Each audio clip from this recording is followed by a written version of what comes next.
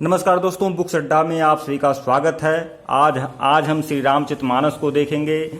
सचित्र सटीक एवं मोटा टाइप की यह पुस्तक है। मतलब यह श्री रामचरितमानस बाबा तुलसीदास जी द्वारा लिखा गया हिंदुओं का पवित्र प्रसिद्ध धार्मिक ग्रंथ और विश्व का एक प्रसिद्ध धार्मिक ग्रंथ। जितने भी विश्व के प्रसिद्ध धार्मिक ग्रंथ हैं उनमें एक अहम योगदान श्री रामचरितमानस का है, जो जन जन में लोकप्रिय है। भारतवर्ष के या विदेशों में भी बहुत ज़्यादा लोकप्रिय है श्री रामचरितमानस की पुस्तक। तो गीता प्रेस गोरखपुर की यह पुस्तक है। डिस्क्रिप्शन में मैं लिंक देने का प्रयास कर दूंगा। डिस्क्रिप्शन में लिंक है, आप लोग ऑनलाइन परचेज करना चाहें तो ऑनलाइन परचेज कर लीजिएगा।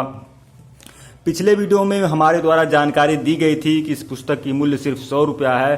तो लिंक है डिस्क्रिप्शन में। हो सकता है 100 रुपया से ज़्यादा भी आपका लग जाए, क्योंकि डिलीवरी करनी पड़ती है माल की, इसलिए हो सकता है डिलीवरी चार्ज भी लग जाए। तो डिस्क्रिप्शन में लिंक है, आप लोग ऑनलाइन परचेज कर लीजिएगा। डिस्क्रिप्शन में बुक्स अड्डा का टेलीग्राम चैनल भी है। बुक्स अड्डा का टेलीग्राम चैनल है डिस्क्रिप्शन में। बुक्स अड्डा को जरूर ज्वाइन कर लीजिएगा। डिस्क्रिप्शन में लिंक है बुक्स अड्डा का। अगर बुक्स अड्डा को ज्वाइन कर लेंगे तो बहुत सारे मटेरियल, बहुत सारे जो भी प्रसिद्ध धार्मिक ग्रंथ है उनका पीडीएफ आप लोग को मिल जाएगा। बहुत सारे धार्मिक, साहित्यिक, ऐतिहासिक, मनोवैज्ञानिक, वैज्ञानिक दृष्टिकोण वाली पुस्तकें आपको बुक्स अड्डा टेलीग्राम चैनल पर उपलब्ध हो जाएंगी। तो बुक्स अड्डा को जरूर ज्वाइन कर लीजिएगा और इसका भी पीडीएफ आप लोग को मिल जाएगा। श्री रामचरितमानस है और की जो पुस्तक है यह गीता प्रेस गोरखपुर की है। तो इसके पहले आप लोग को गीता प्रेस गोरखपुर के बारे में बताया गया था, इसका मूल्य बताया गया था और इसकी महत्ता बताई गई थी। लेकिन आज हम श्री रामचरितमानस के बारे में ही चर्चा करेंगे। श्री रामचरितमानस जो बाबा तुलसीदास जी द्वारा लिखा गया था 15वीं सदी में, उस पुस्तक की चर्चा करेंगे। वैसे जो श्री रामचरितमानस है इसको कुछ शब्दों में नहीं ढाला जा सकता, क्योंकि यह विश्व का एक प्रसिद्ध धार्मिक ग्रंथ है। जन जन में लोकप्रिय है। उत्तर भारत में विशेषकर लोकप्रिय है। वैसे तो पूरे भारत में लोकप्रिय है ये, लेकिन उत्तर भारत में विशेष रूप से लोकप्रिय है।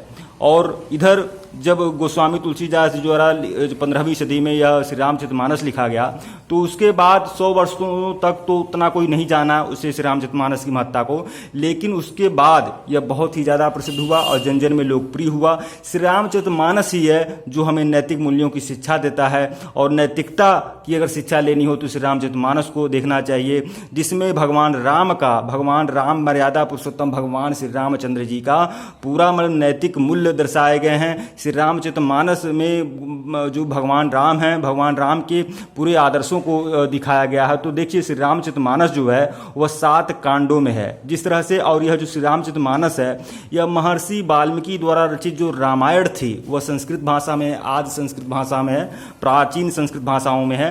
तो श्री महर्षि वाल्मीकि द्वारा जो रामायण लिखी गई थी उसका हिंदी रूपांतरण है, उसका अवधी रूपांतरण है। और पूरी श्री रामचरितमानस जो है आपकी पूरी अवधी भाषाओं में है। और ये सभी दोहे हैं, और पूरी दोहे हैं, चौपाइयाँ हैं, छंद है पूरा का पूरा। तो श्री रामचरितमानस की यह पुस्तक है। और यह देखिए इसमें कुल 7 कांड हैं श्री रामचरितमानस में। पहला है बालकांड। देखिए पहला बालकांड है। और उसके बाद बालकांड में जो भगवान राम का जो बचपन का समय है, जो भगवान राम की बचपना का समय है, वह सभी बालकांड में है। ये किस तरह से भगवान राम और भगवान राम के जितने भाई थे, लक्ष्मण भरत शत्रुघ्न, सबका जन्म का वर्णन है और इस बालकांड में। फिर बालकांड खत्म होता है, फिर अयोध्या कांड आता है। अयोध्या कांड में जो मंथरा कैकेयी आदि का वर्णन है, श्री राम लक्ष्मण का वनागमन का वर्णन है, श्री राम के श्रृंगवेरपुर पहुंचने निषाद के द्वारा यह सब वर्णन है अयोध्या कांड में। मतलब अयोध्या में जो कुछ घटित हुआ यह अयोध्या कांड में है। और उसके बाद है अरण्य कांड, उसके बाद है किष्किंधा कांड, उसके बाद प्रसिद्ध कांड जो सुंदर कांड के नाम से जाना जाता है। सुंदर कांड का पाठ भी बहुत सारे घरों में होता है। आमतौर पर सुंदर कांड का पाठ आपके जो नवरात्रि होती है, नवरात्रि में विशेष फलदायी होता है। मंगलवार और शनिवार को बहुत सारे जो श्रद्धालु होते हैं वो सुंदर कांड का पाठ करते हैं और लाभ पाते हैं। तो सुंदर कांड का ये देखिए सुंदर कांड का वर्णन है। फिर सुंदर कांड के बाद आपका लंका कांड आता है, और लंका कांड के बाद आता है उत्तरकांड। उत्तरकांड में लव कुश आदि का वर्णन है। और जिस तरह से सीता जी जिस तरह से धरती में समा जाती हैं आदि का वर्णन है उत्तरकांड में। मतलब भगवान राम जब अयोध्या पहुंच जाते हैं, अयोध्या पुनरागमन होता है, उसके बाद उत्तरकांड का प्रारंभ होता है। तो यह सब कुछ है। तो कुल मिलाकर पुस्तक आप लोग देख रहे हैं ये बहुत ही सचित्र है, सटीक है और पूरी अवधी भाषा में यह